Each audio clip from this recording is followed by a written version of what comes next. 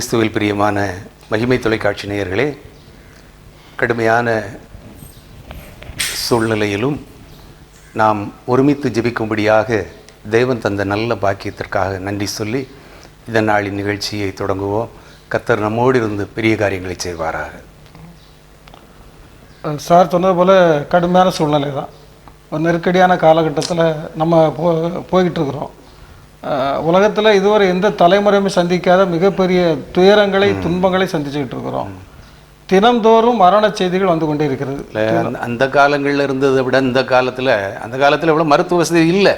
அப்போ இவ்வளோ அழிவுன்னா அது பெருசாக தெரியல. ஆனால் இன்றைக்கு எல்லா வசதியும் இருந்தும் இவ்வளவு அழிவு ஏன் என்று நம்ம ஒரு கேள்விக்குறியோட தான் இன்றைக்கி நாளைய ஆரம்பிக்க வேண்டியிருக்கு. ஆமாம், இதில் வந்து இன்றைக்கு நமக்கு தெரிந்த நபர்களே நிறைய பேர் இறந்து போனதாக செய்திகள்லாம் வந்துக்கிட்டே செய்திகள் வருது. நேற்று இரவு கூட ஒரு செய்தி, மதுரையில் ஒரு ரிட்டையர்டு டிஆர்ஓ அவர் இறந்து போனதாக நேற்று ஒரு செய்தி வந்தது. 61 வயது தான். இப்படி நிறைய செய்திகள் வந்து இன்னைக்கு மக்களை வந்து நமக்கே ஒரு பயம், ஒரு கலக்கம் இப்படி வந்து கொண்டிருக்கிறது. ஏன்னா இந்த நாட்களில் வந்து இப்போ இந்த கொரோனா 2வது அலை அப்படின்னு சொல்கிறாங்க. இந்த இது முதல் அலை ஏற்கனவே முடிந்துட்டு, இந்த 2வது அலையில் மிக முக்கியமாக பேசப்படக்கூடிய ஒரு வார்த்தை வந்து ஆக்சிஜன். ஆமாம், இந்த ஆக்சிஜனை வந்து முதல்ல கண்டுபிடித்தவர் வந்து ஒரு குருவானவர். பேர் பிரிஸ்ட்லியா, இது ஒரு பிரிஸ்ட்லின்னு பேர் வரும். அவர் ஒரு குருவானவராக இருந்திருக்கிறாரு. அவர் ஒரு சயின்டிஸ்டாக இருந்திருக்கிறாரு. இப்படி அவர் தான் முதலாக இந்த ஆக்சிஜனை கண்டுபிடிச்சிருக்கிறார். கண்டுபிடித்து இந்த மருத்துவ பயன்பாட்டுக்குள்ள ஆக்சிஜனை கண்டுபிடித்து உலகத்துக்கு அறிமுகப்படுத்தினவர் அவர் தான். இப்போ இந்த நாட்கள் இந்த ஆக்சிஜன் தான் இப்போ இந்த காலகட்டத்தில் மக்களை பாதுகாத்துக்கிட்டு இருக்குது. ஆனால் நிறைய இடங்கள்ல அந்த ஆக்சிஜன் கிடைக்கல. என்ன சொல்றாங்கன்னா, இந்த கொரோனா வியாதி வந்து தாக்குவது சுவாச பாதையை தான் தாக்குது. சுவாச பாதைன்னா நமக்கு இந்த ரெஸ்பிரேட்டரி சிஸ்டம் சொல்றாங்களா, சுவாச மண்டலம், அது வந்து நுரையீரல் வரை இருக்குது. இதை போய் அந்த நேர நுரையீரல் தான் போய் தாக்குது. அது குறி வைக்கிறதே சுவாச மண்டலத்தை தான் குறி வைக்கிறது. அப்போ அந்த நுரையீரலை போய் தாக்கும் பொழுது நுரையீரலில் வந்து இந்த காற்றோட்டங்கள்லாம் குறையும் பொழுது மூச்சு திணறல் வருது. மூச்சு திணறல் ஏற்பட்ட கொஞ்ச நாள்ல பிறகு காய்ச்சலாகி அது அபாய கட்டத்துக்காக போய்விடுகிறது. அப்போ இந்த மூச்சு திணறல இருந்து மக்களை பாதுகாக்க தான் இந்த காலகட்டத்தில் இந்த ஆக்சிஜன் தேவைப்படுது. அவர்களுக்கு அந்த ஆக்சிஜன் கொடுத்தாதான் அந்த இரத்த ஓட்டத்தில் ஆக்சிஜன்லாம் போய் சேர்ந்தாதான் மனிதன் உயிர் வாழ முடியும். அந்த ரத்தத்தில் இருக்கக்கூடிய அந்த ஆக்சிஜனுடைய அளவு 95% மேலே இருக்கணும் அப்படிங்கிறதுக்காக தான் சொல்றாங்க. 95% மேலே உள்ள இருக்கணும். அதுக்கு அந்த இப்போ ஒரு இது கண்டுபிடிக்க பல்ஸ் ஆக்சிமீட்டர் அதை வச்சு பார்க்குறாங்களா, அதில் வந்து நமக்கு ஆக்சிஜன் அளவு எவ்வளவு அப்படிங்கிறது இப்போ பார்க்குறோம். அதை பார்க்கும்போது 95% மேலே இருக்கணும். அதுக்கு கீழே இருந்தாலே ரொம்ப ஒரு தவறான, அதாவது நம்முடைய உடல் பலவீனமாக இருக்கிறதுங்க அர்த்தம். இன்னொன்று, நிறைய மூச்சு பயிற்சி செய்யணும்னு நிறைய ஒரு இது பண்ணுறாங்க. நுரையீரலுக்கு தேவையான மூச்சு பயிற்சி நம்ம கொடுத்தோம்னா காலையில் எழும்பி மூச்சை இழுத்து அப்புறம் மெதுவாக அப்படி விடுறது, அப்படி பல முறை செய்தோம்னா அந்த நம்மளால முடிஞ்சது செய்யும்போது அந்த நுரையீரலுக்கு ஒரு நல்ல ஒரு நுரையீரல் விரிந்து சுருங்கிங்கும் போது அந்த அதுக்கு தேவையான ஆக்சிஜன் கிடைக்க வாய்ப்பு இருக்கு அப்படின்னு சொல்றாங்க. இதெல்லாம் ரைட், ஓகே. இதெல்லாம் நம்ம பாதிக்கப்படுறதுக்கு முன்னால மனுஷன் எந்திர கதியில பாதிக்கப்பட்ட பிறகு இப்போ என்னன்னா ஆக்சிஜன் தேவைப்படுகிறது. இப்போ இந்த ஆக்சிஜனுக்கு நம்முடைய மகேந்திரகிரி ISRO மையம், பனகுடி பக்கத்துல காவல் கிணறு விளக்குல மகேந்திரகிரி ஒரு ISRO மையம் இருக்குல்ல, அதுல என்ன பண்றாங்கன்னா இந்த இப்போ ஆக்சிஜன் தயாரிக்கிறாங்க. இதுல வந்து கொரோனா 2ஆம் அலை வேகமாக பரவி வருவதால் மருத்துவ பயன்பாட்டிற்கான ஆக்சிஜன் தேவை அதிகரித்துள்ளது. இதையடுத்து இந்த மகேந்திரகிரி ISRO மையத்தில் முதல் கட்டமாக 14 டன் ஆக்சிஜன் உற்பத்தி செய்யப்பட்டு தமிழக மருத்துவ சேவை கழகத்துக்கு வழங்கப்பட்டுள்ளது. கன்னியாகுமரி மாவட்டம் ஆசாரிப்பள்ளம் அரசு மருத்துவமனைக்கு 8 டன் அனுப்பியிருக்கிறாங்க. தூத்துக்குடி அரசு மருத்துவமனைக்கு 6 டன் ஆக்சிஜன் அனுப்பியிருக்காங்க. ஆனால் திருநெல்வேலி மாவட்டத்தில் போதுமான ஆக்சிஜன் கையிருப்பு உள்ளதாக தெரிவிக்கப்பட்டுள்ளது. நம்ம திருநெல்வேலி மாவட்டத்தில் ஆக்சிஜன் இருப்பு சரியா இருக்கு, அதனால தேவையில்லை அப்படின்னு சொல்லியிருக்கிறாங்க. அப்போ நம்முடைய பகுதிகளில் இந்த மகேந்திரகிரி ISRO மையத்தில் இந்த ஆக்சிஜன் தயாரித்து இப்போ தேவையான அளவிற்கு அவங்க வந்து சப்ளை பண்ணுறாங்க. இப்படி பல இடங்களில் பல நிறுவனங்கள் இப்போ ஆக்சிஜன் தயாரிக்கக்கூடிய வேலைகளை ஈடுபட்டிருக்கிறாங்க. ஆண்டவர் நமக்கு இலவசமாக ஆக்சிஜன் கொடுத்துருக்காரு. ஆமாம், நம்ம இப்போ ஒரு சிலிண்டருக்கு இவ்வளவு காசுன்னு பேசுகிறோம். ஆமாம், என்ன, ஆனால் ஆண்டவர் தர சிலிண்டர் எத்தனை சிலிண்டர் நம்ம சுவாசிக்கிறோம், எவ்வளவு காற்றை சுவாசிக்கிறோம். ஒரு ஆள் போட்டிருக்கிறாரு, ஒரு நாளுக்கு நமக்கு 500 சில்லற இது நம்ம ஆக்சிஜன் சுவாசிக்கிறோம். அதனுடைய விலை வந்து 13 லட்சம் போட்டிருக்காரு. இப்போ உள்ள இப்போ மருத்துவ ரேட்டு படி பாருங்க 13 லட்சம் ரூபாய் ஒரு நாளைக்கு ஆண்டவர் கொடுக்குறாரு. நம்ம யாரும் அதை வந்து ஃபீல் பண்றது இல்லை. ஆண்டவருக்காக நம்ம என்ன செய்யறோம்? ரெண்டாவது பார்த்தீங்கன்னா மரங்கள், இன்னைக்கு மரங்கள் குறைந்து கொண்டே இருக்கிறது. நம்ம வீடுகளில் கண்டிப்பாக மரம் இருக்கணும். வீட்டை சுற்றிலும் மரம் இருந்தாலே இந்த ஆக்சிஜன் நமக்கு இலவசமாக நமக்கு கிடைக்கும். ரெண்டாவது பார்த்தீங்கன்னா அந்த நாட்களில் காலை கடன் நிறைவு செய்வதற்கு கூட நம்ம வீட்டை விட்டு வெளியே தான் போவோம், ஒரு ஊருக்கு ஒதுக்குப்புறமா போகிறது. அப்போ அது ஆட்டோமேட்டிக்காக ஒரு இயற்கை வாக்கிங் ஆகிருது. ரெண்டாவது குளிக்கிறத பார்த்தீங்கன்னா அன்றைக்கு கிணறுகள்லையோ அல்லது குளத்துலையோ போய் நம்ம முங்கி மூச்சு பயிற்சி எடுத்த மாதிரி முங்கி குளிக்கிறது, கை கால்களை அசைச்சு நீச்சல் அடித்து குளிக்கிறது, அல்லது கிணற்றில் வாளி வச்சு நம்ம இறைத்து குளிக்கிறது, இப்படியெல்லாம் நம்ம உடற்பயிற்சி இருந்தது. அந்த நாட்களில் எல்லாமே இயற்கையாக இருந்தது. இன்னைக்கு அப்படி இல்லையே, எல்லாம் வீட்டுக்குள்ளேயே, கழிவறை வீட்டுக்குள்ள, குளிப்பறை வீட்டுக்குள்ள. அதுவும் குளிப்பறை பார்த்தீங்கன்னா ஷவர் நின்றுகிட்டே குளிச்சிருந்தோம். கோரி குளிக்க கூட கஷ்டம். அதுக்கு முதுகு வளையல, முதுகு விளையணும்ல, முதுகு விளையணும், கை வேலை செய்யணும். ஒரு பக்கெட்ல தண்ணியை பிடிச்சி அந்த கப்பல கோரி குளிச்சாச்சுன்னா ஒரு குளியலாம், உடம்பு நமக்கு எக்ஸசைஸ் அது கூட செய்யறதுக்கான நீங்க சொன்ன மாதிரி நிறைய விருப்பம் இல்லை. இல்ல, ஆமா, உட்காந்து அப்படி நம்ம சோம்பேறி ஆகிட்டோமா அல்லது நம்முடைய பண வசதியா ஆடம்பரமா? இளைய தலைமுறைகள் சோம்பேறி ஆக்கப்படுகிறது. பாதுகாப்பற்ற ஒரு சூழ்நிலை. எல்லா வசதிகளும் பிள்ளைகளுக்கு செய்து கொடுக்குறாங்க. ஆமா, பிள்ளைகள் வெளியே பெயரோட நல்லதான், பாதுகாப்பு அம்சம் கரெக்ட் தான். இருந்தாலும் நீங்க சொன்னது போல கிராமத்துல, ஆனா கிராமத்துல இன்றைக்கும் நிறைய பேர் வெளியில போய் மோட்டர்ல குளிக்கிறது போறது எல்லாம் இருக்கு.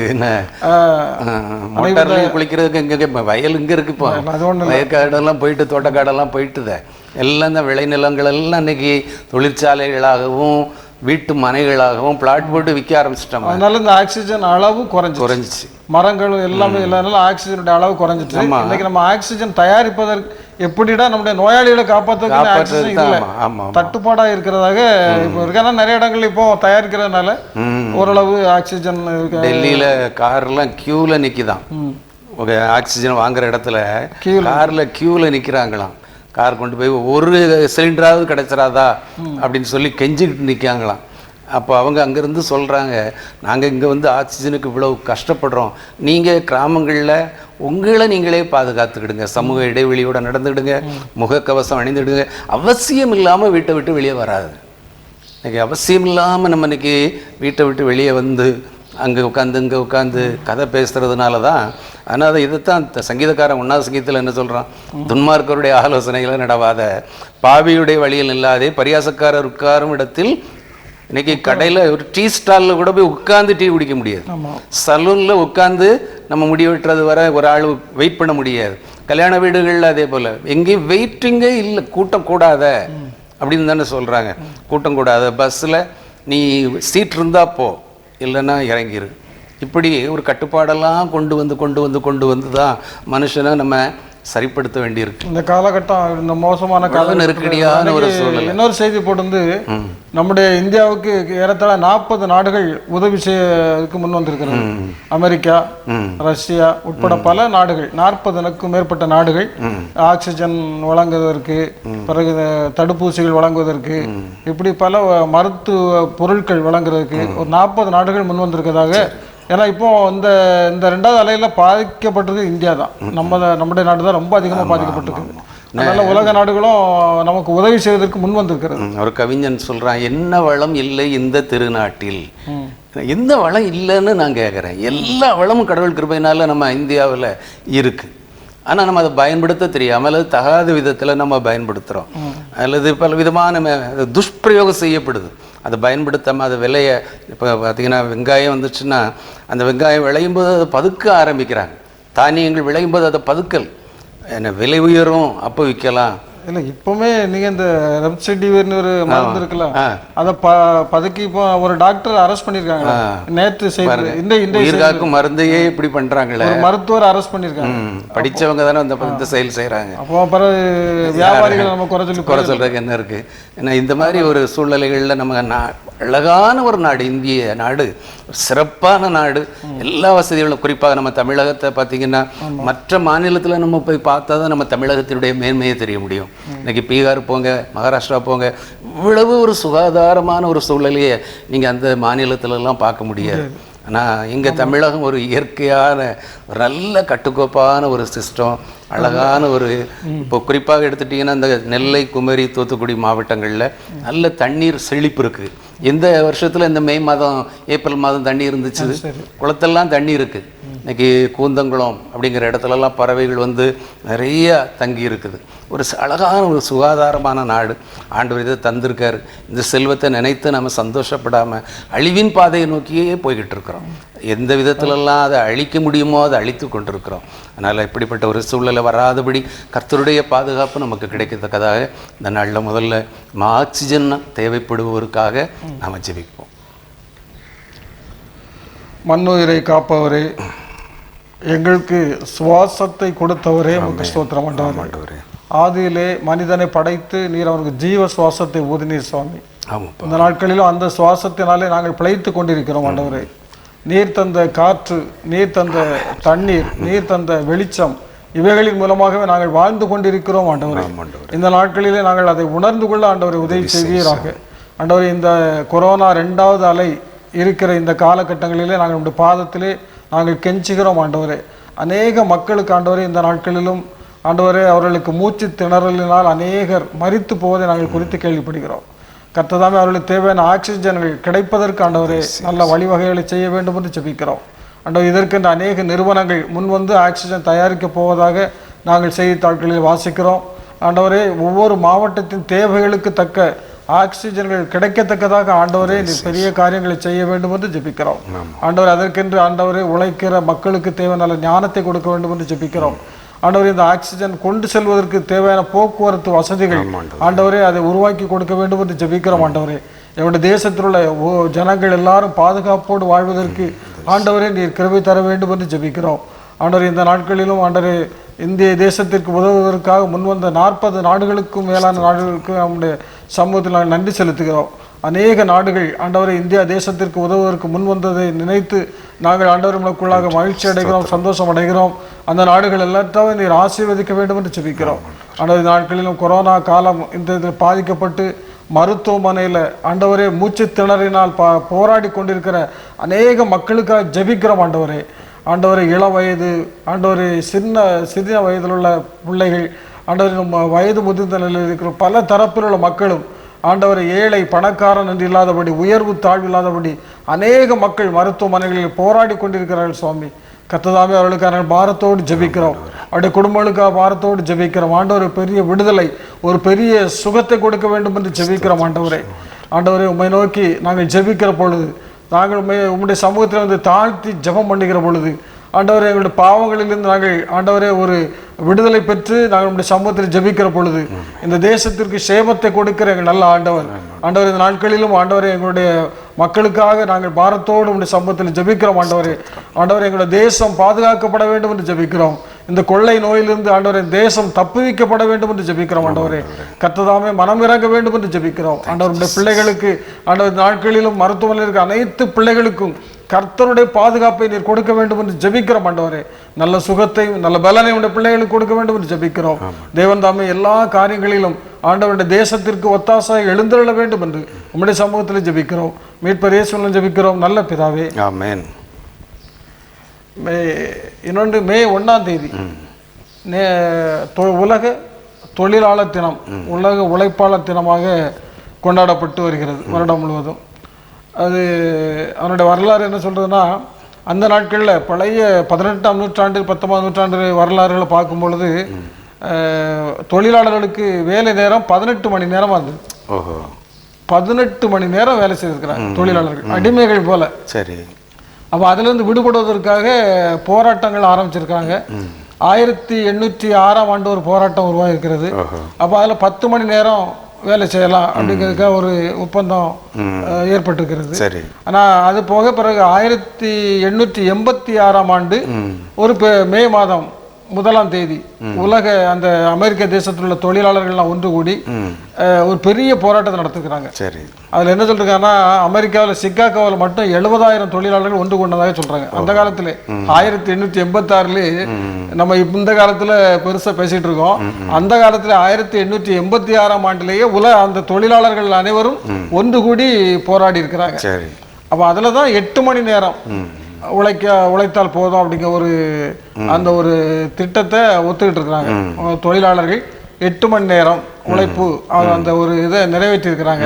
அதனால அந்த 18 மணி நேரம் உழைத்த தொழிலாளர்கள், 10 மணி நேரம் உழைத்த தொழிலாளர்கள் 8 மணி நேரம் உழைத்தால் போதும் அப்படிங்கிற மாதிரி ஒரு சட்டத்தை ஏற்றி அந்த நாள் நிறைவேற்றிருக்கிறாங்க. அதனால அந்த நாளை அந்த போராட்டம் தொடங்கிய அந்த மே 1ஆம் தேதியை உலக தொழிலாளர் தினமாக கொண்டாடுகிறார்கள். இந்தியாவை பொறுத்தளவில் தமிழ்நாட்டில் தான் முதலாக 1923ஆம் ஆண்டு முதலாக இந்த உலக தொழிலாளர் தினத்தை கொண்டாடியதாக வரலாறு சொல்லுகிறது. ஆகவே இந்த தொழிலாளர் தினம் ஒரு தொழிலாளர்கள் இந்த நாட்களில் நம்ம அவர்களை நினைக்க வேண்டும். நிறைய தொழிலாளர்கள் இல்லைன்னா ஒண்ணுமே இல்லையா.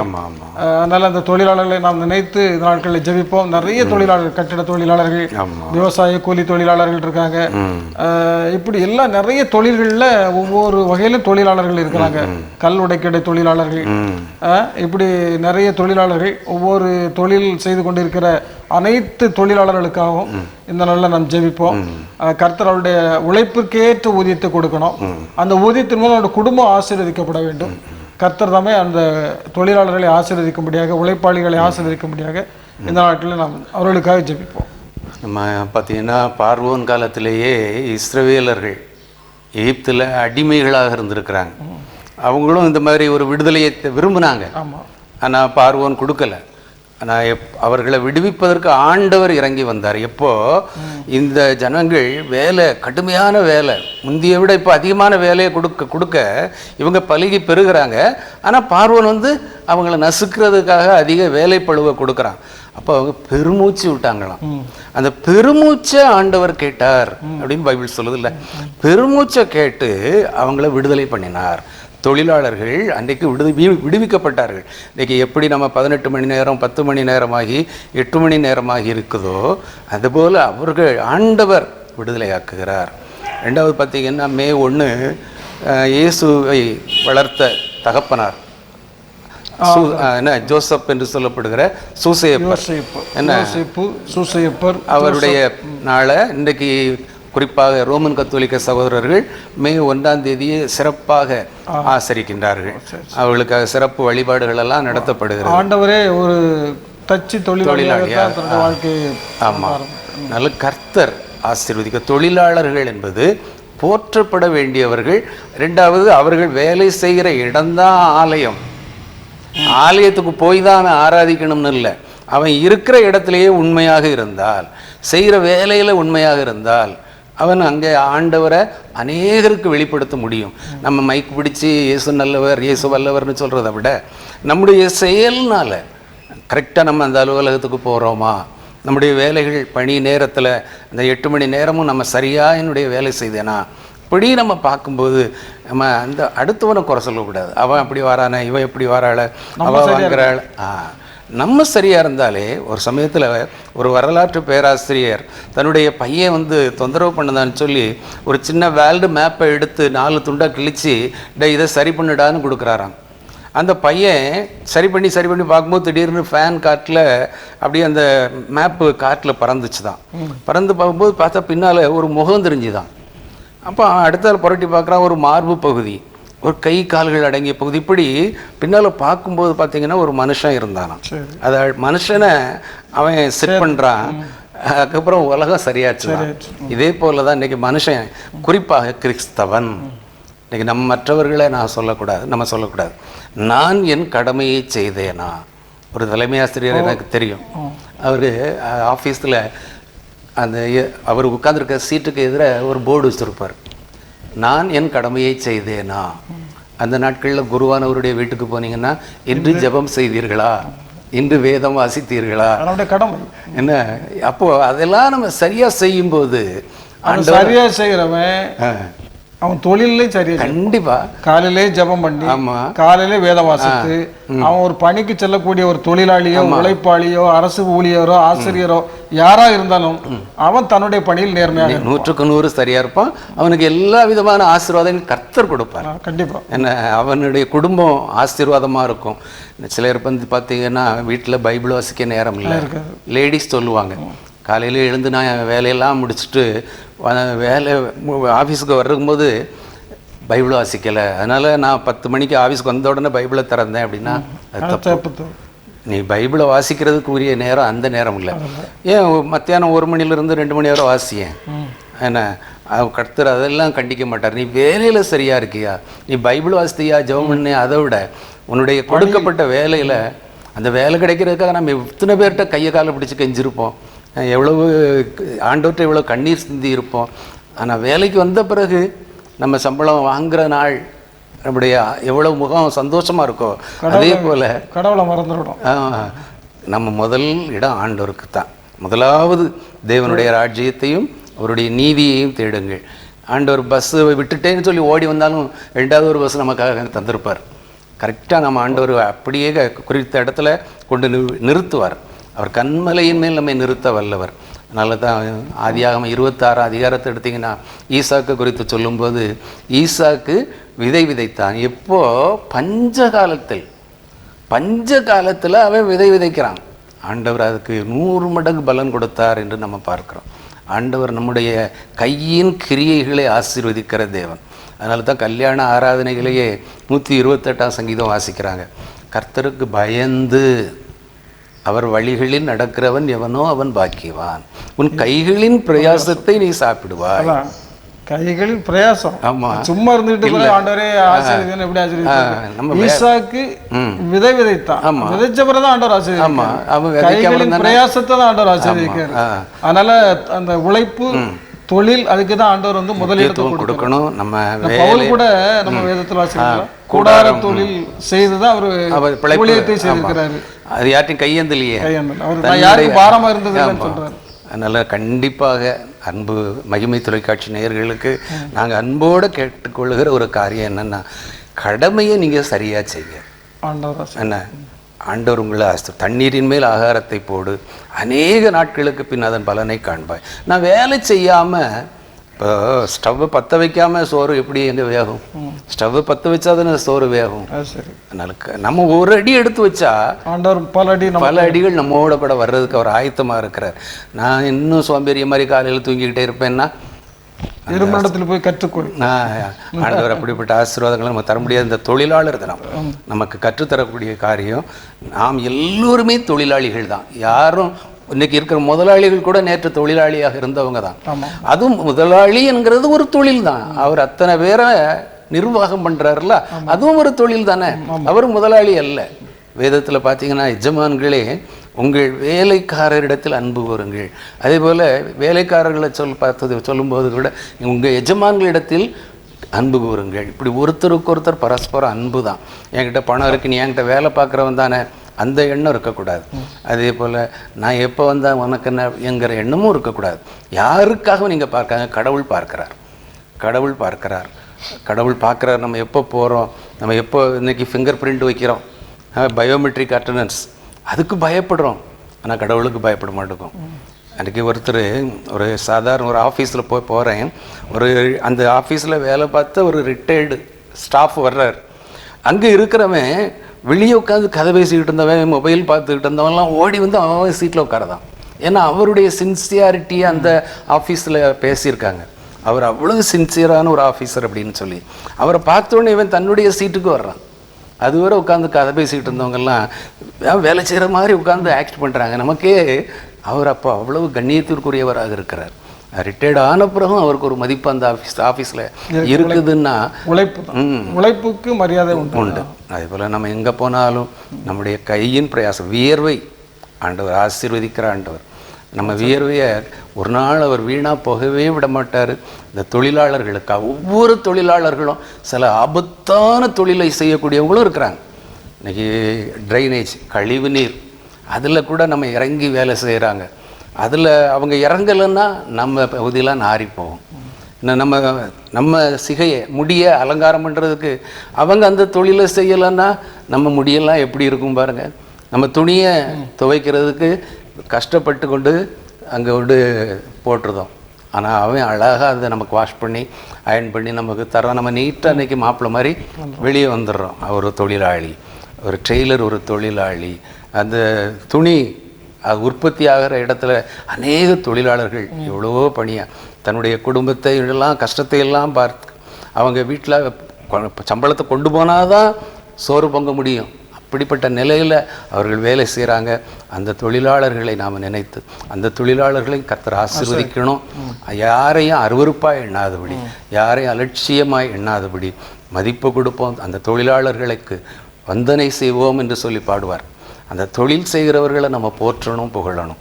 அந்த நிலையில் இந்த தொழிலாளர்கள் தினம் எல்லாருக்கும் சிறப்பான நாளாக அமைய நாங்கள் மகிமை தொலைக்காட்சி சார்பாக வாழ்த்துகிறோம். அன்பு தொழிலாளர்களை கர்த்தர் ஆசீர்வதிப்பாராக. இப்பொழுது நாங்கள் உங்களுக்காக ஜெபிக்கிறோம். ஊழியம் கொள்ளும்படி வராமல் ஊழியம் செய்கிறவராக, நன்மை செய்கிறவராக சுற்றித் திரிந்த எங்கள் அன்பின் பரலோக பிதாவே, இந்த நாளிலும் ஆண்டவரே 1806ஆம் ஆண்டின் நிகழ்ச்சியை நாங்கள் நினைவு கூறத்தக்கதாக 18 மணி நேரம் அவர்கள் கடினமாய் உழைத்த நிலையிலே போராடினார்கள் என்று பார்த்தோம். மட்டுமல்ல, அது 10 மணி நேரமாக குறைக்கப்படுவதற்காக அவர்கள் போராட்டத்தை நடத்தினதாக. ஆண்டவரே, இன்றைக்கு 8 மணி நேரம், இந்த 8 மணி நேரத்தையாவது நாங்கள் உண்மையாய் செய்கிறோமா என்று கேள்வி கேட்கக்கூடிய அளவிலே தான் இன்றைக்கு எங்களுடைய உழைப்பு காணப்படுகிறது. கர்த்தாவே, எங்களுக்கு கொடுக்கப்பட்ட பணிகளை அந்த 8 மணி நேரம் என்று நாங்கள் சரியாக கடிகாரத்தை பார்த்து கணக்கிட்டு வேலை செய்யாதபடி அதற்கும் அதிகமான முறையில் எங்களுடைய கடமைகளை செய்ய, எங்களுடைய பணிகளை செய்ய, ஆண்டவரே, எப்படி நாங்கள் ஊதிய உயர்வை எதிர்பார்க்கிறோமோ, காலங்களிலே அந்த குறிப்பிட்ட காலங்களிலே இந்த ஊதிய உயர்வு கிடைக்க வேண்டும் என்று எதிர்பார்க்கிறோமோ, அந்த ஊதிய உயர்வுக்கு ஏற்றபடி நான் நேற்றைய தினத்தை விட இன்று அதிகமாக வேலை செய்திருக்கிறேனா, அல்லது கடந்த ஆண்டை விட இந்த ஆண்டு என்னுடைய பணி சிறப்பாக இருந்திருக்கிறதா என்று எண்ணி பார்த்து நாங்கள் பணியாற்ற எங்களுக்கு நீர் உதவி செய்யும். எங்களுடைய கரங்களிலே கொடுக்கப்பட்டுள்ள அது என்ன பணியாக இருந்தாலும் சரி, ஒருவேளை இது சாதாரண ஒரு பேப்பரிலே கையெழுத்து எழுதுகிற ஒரு பணியாக, அல்லது பேப்பரிலே ஒரு கடிதத்தை எழுதுகிற ஒரு பணியாக இருந்தாலும் கூட அது சிறப்பாக செய்ய, அது அநேகருக்கு ஆசீர்வாதமாய் அமையத்தக்கதாக, அதன் மூலமாக ஒரு குடும்பம் ஆசீர்வதிக்கப்பட எங்களுடைய பணி சிறக்க நீர் உதவி செய்யும் சுவாமி. அதிலே ஒரு கையெழுத்து இடுவதற்கு நான் லஞ்சத்தை பெறுகிறவனாக, ஏதாவது எனக்கு கிடைக்குமா என்று சொல்லி எதிர்பார்க்கிறவனாய் இல்லாதபடி, அவனுக்கு 10,000 ரூபாய் இதன் மூலமாக கிடைக்கிறது, அதிலே எனக்கு அவன் 2,000 கொடுத்தால் என்ன என்று நாங்கள் எதிர்பார்க்காதபடி என்னுடைய கடமைகளை சரிவர செய்ய எங்களுக்கு உதவி செய்யும். கடைநிலை ஊழியர்கள் முதல் ஆண்டவரே மேல்நிலையில் இருக்கிற ஊழியர் வரை, தொழிலாளர்கள், சாதாரண தொழிலாளர்கள் முதல் ஆண்டவரே முதலாளிகள் வரை ஒவ்வொருவரையும் நாங்கள் உம்முடைய கரத்தில் தருகிறோம். நீர் ஆசீர்வதித்தால் ஒழிய அவர்கள் இப்படிப்பட்ட மேன்மைகளை பெற முடியாது. உழைப்பதற்கு வேண்டிய பலனை தாரும், அதே போல நிர்வாகம் செய்வதற்கு வேண்டிய பலனை தாரும்.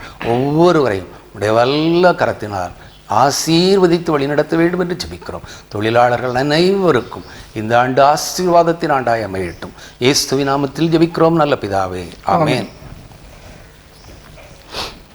பூமி அதிர்ச்சி நேற்று சாரி எத்தனாம் தேதி, 30ஆம் தேதி, 29ஆம் தேதி சரி, கூடகுளம், பனகுடி, வள்ளியூர் பகுதிகளில் திடீர் நில அதிர்வு அப்படி போட்டுக்கிறாங்க. சரி, நெல்லை மாவட்டத்தில், திருநெல்வேலி மாவட்டம் கூடகுளம், பெருமணல், கூட்டப்புலி, செட்டிக்குளம், விடுதகரை, கூத்தங்குழி, பழவூர், காவல் கிணறு, தளவாய்புரம், பனகுடி, ராதாபுரம், பரப்பாடி மற்றும் வள்ளியூர் சுற்று வட்டார பகுதிகளில் மாலை 3:40 மணிக்கு திடீரென ஒரு நில அதிர்வு ஏற்பட்டது. 3 முதல் 5 வினாடிகள் இந்த லேசான அதிர்வு நீடித்தது.